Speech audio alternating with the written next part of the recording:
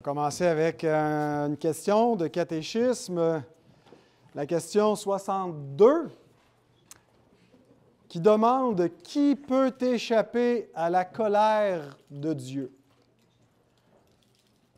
L'expression « la colère de Dieu », il faut la comprendre. Quand on pense à quelqu'un qui se met en colère, généralement c'est quelqu'un qui perd patience. C'est quelqu'un qui pêche assez souvent quand il se met en colère. Mais Dieu ne pêche pas quand il se met en colère. On parle de sa colère pour parler de son jugement, qu'on compare à la colère, parce que son jugement a quelque chose de terrifiant et Dieu n'est pas de bonne humeur. Dieu n'est pas favorable vis-à-vis des pécheurs qui n'obtiendront pas miséricorde. Mais là, on veut savoir qui peut échapper à la colère de Dieu. Christopher. Les pécheurs qui croient en Dieu, qui se repentent. Je le mettrai juste dans l'autre ordre, mais c'est exactement ça. Alors, on va regarder la réponse. Celui qui se repent de ses péchés et qui croit au Christ. Donc, on commence par la repentance, puis on continue avec la foi.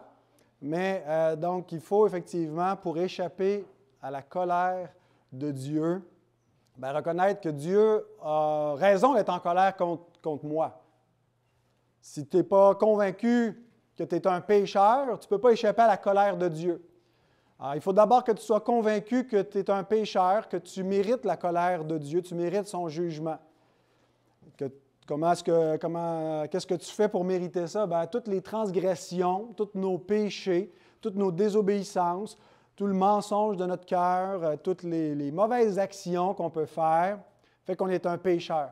Alors, se repentir, on va le voir dans les prochaines questions, c'est le confesser, c'est reconnaître cela, c'est demander pardon. Mais on ne s'arrête pas là, parce que la repentance à elle seule ne pourrait pas nous sauver. Est-ce quelque chose qui ne marche pas avec mon micro? Oui, c'est posé. La lumière est dessus. Vous me direz s'il faut que je change de quoi. Mais donc, il faut aussi la foi, parce que c'est Jésus qui a pris la colère de Dieu à notre place.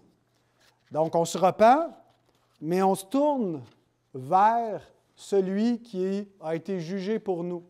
Finalement, la repentance, c'est se détourner de soi-même. On se dit, je ne peux pas me sauver, je suis coupable, mais on se tourne vers quelqu'un d'autre, vers Christ.